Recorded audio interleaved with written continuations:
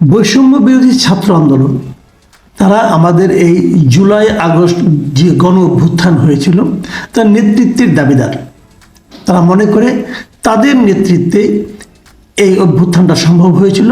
শেখ হাসিনা দেশ ছেড়ে চলে যেতে বাধ্য হয়েছিলেন, হাসিনা সরকারের পতন হয়েছিল। তো এমন যে একটা সংগঠন, তারা পরে একটা সাংগঠনিক রূপও তারা নিয়েছে, সংগঠন করেছে, কমিটি করেছে, আহ্বায়ক হয়েছে, অনেক কিছু হয়েছে। সেই সংগঠনটার এখন কি অবস্থা, কেমন তাদের ইমেজ, নিজেদের কাছে কেমন ইমেজ, অথবা দেশের সাধারণ মানুষের কাছে কেমন ইমেজ? মানুষ তাদেরকে দেখে কি ভরসা পায়, নাকি মানুষ তাদেরকে দেখে আতঙ্কিত হয়? তাদের কর্মকাণ্ড কি মানুষকে আশান্বিত করে, নাকি তাদের কর্মকাণ্ডের মধ্যে অনেকে ক্ষমতাসীন রাজনৈতিক দলের চামচা হিসাবে বিভিন্ন ছাত্র সংগঠনের যে অতীত ভূমিকা তারই ছায়া দেখতে পায়? এগুলো কিন্তু এখন জরুরি প্রশ্ন হয়ে দাঁড়িয়েছে। জরুরি কেন সেটা বলি, কারণ এরা তো ক্ষমতা প্রয়োগ করে। সরকার অথবা প্রশাসন তারা তো এদেরকে নানাভাবে প্রোটোকল দেয়, এদেরকে হেল্প করে।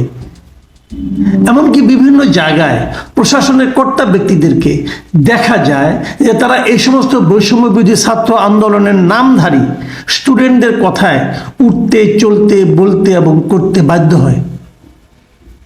তো এরা করছেটা কি? আমরা আগে বলেছিলাম আর একটা অনুষ্ঠানে আমি, যে এরা নিজেদের মধ্যে মারামারি করছে।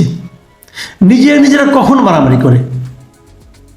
যখন নাকি ভাগাভাগির সমস্যা হয় তখন মারামারি করে।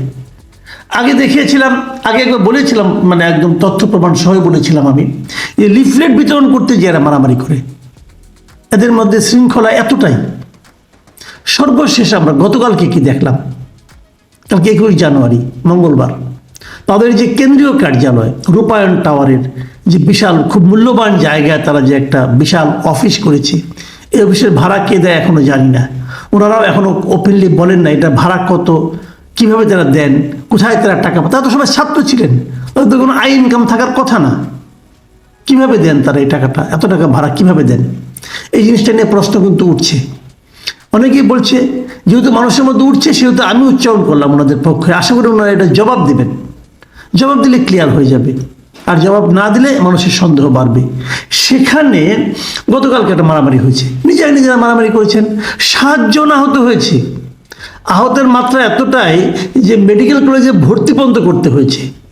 সেই মারামারির দৃশ্য যখন সাংবাদিকরা ধারণ করতে গিয়েছে, সাংবাদিকদের কাছ থেকে মোবাইল ছিনিয়ে নেওয়া হয়েছে, ভিডিও ডিলিট করে দেওয়া হয়েছে। কেন?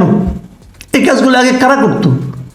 সাংবাদিকরা কিন্তু এই আন্দোলনের যে নেতা হাসনাত আবদুল্লাহ তার কাছে অভিযোগ করেছেন যে কাজগুলো, যে আচরণের মুখোমুখি আগে আমরা ছাত্রলীগের কাছ থেকে হতাম, সেই আচরণ এখন আমরা আপনাদের মধ্যে দেখছি।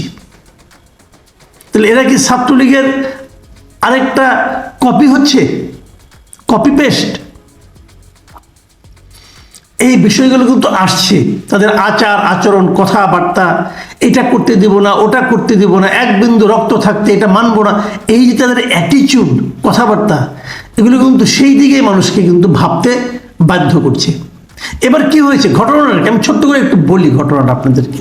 কদিন আগে যাত্রাবাড়ি জোনের একটা মত বিনিময় সভা ছিল এই সমন্বয়কদের। সেখানে এই সমন্বয়কদের উপস্থিতিতে তাদের মধ্যে একটা, মানে যারা এখন উপস্থিত ছিল তাদের মধ্যে একটা মারামারি হয়, এক পক্ষ আরেক পক্ষকে মারে। তো যারা মার খায় তারা গতকালকে, মানে সোমবার, আপনার এই মঙ্গলবার দিন এই রূপায়ণ টাওয়ারের সামনে বাংলা মোটরের এখানে তারা এসেছিল প্রতিবাদ জানাতে এবং একটা বিচার চাইতে। এটা যখন অবস্থা, তখন তাদের উপর আবার ওখানে যারা মেরেছিল তারা আবার এখানেও তাদের উপর ঝাঁপিয়ে পড়ে এবং মারে।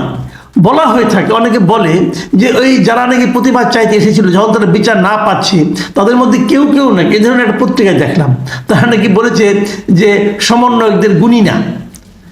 এটা বলার পরেই নাকি তাকে মারধর করা হয়েছে। সমন্বয়কদের গুণী না এটা বলা উচিত না, কারণ ওনারা তো ওই সংগঠনের লোক, তারা সমন্বয়কদের গুনবেন না কেন? কিন্তু যদি বলেও থাকেন কেউ, আমি ধরে নিচ্ছি বলেছেন, যদি বলেও থাকেন, তার কি আপনি ফিজিক্যালি অ্যাসল্ট করতে পারেন, মারতে পারেন? এই মারার অধিকার আপনাকে কেউ দিয়েছে?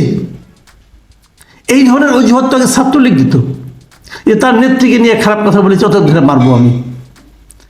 আপনি যেই হন না কেন, আপনি সমন্বয়ক হন অথবা মহাসমন্বয়ক হন, আরেকজন ব্যক্তির গায়ে হাত তোলার অধিকার আপনাকে কে দিল? না নাকি সমন্বয়ক হলে 7 খুন মাপ? আমরা কোন দেশে আছি? আমরা কি কখনো এই সমস্ত সংগঠনের নামধারী মাস্তানদের হাত থেকে মুক্ত হতে পারবো না? কোলাপসিবল গেট আটকে মারা হয়েছে কেন? হচ্ছেটা কি আসলে, কেন হয় এটা একবার ভেবেছেন? একটা ছাত্র সংগঠন এরা, এদের এখানে ঢোকা, কমিটির মধ্যে যাওয়া, নিজেরা মারামারি করা কেন?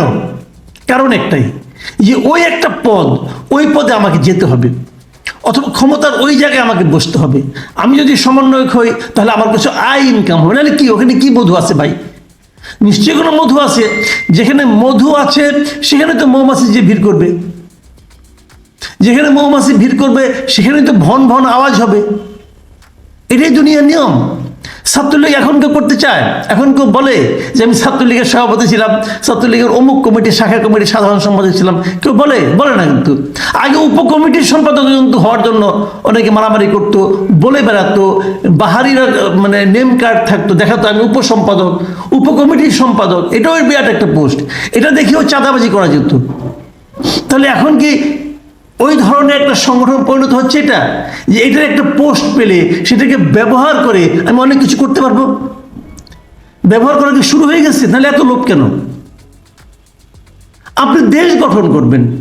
আমার তো মাঝে মাঝে মনে হয় যে এই সংগঠনটাকে, এই যে আন্দোলনটা করেছিল, এরা কি কোনো আদর্শ দ্বারা অনুপ্রাণিত হয়ে আন্দোলন করেছিল, নাকি কেবলই একটা জনগণের আন্দোলনের সময়, ওই সময় তারা সামনে ছিল তাই তারা হিরো হয়ে গেল? এটাই কি ছিল? আমি ঠিক বুঝি না। কিন্তু এটা আমাদের জন্য একটা বড় আতঙ্কের ব্যাপার, বড় হতাশার ব্যাপার।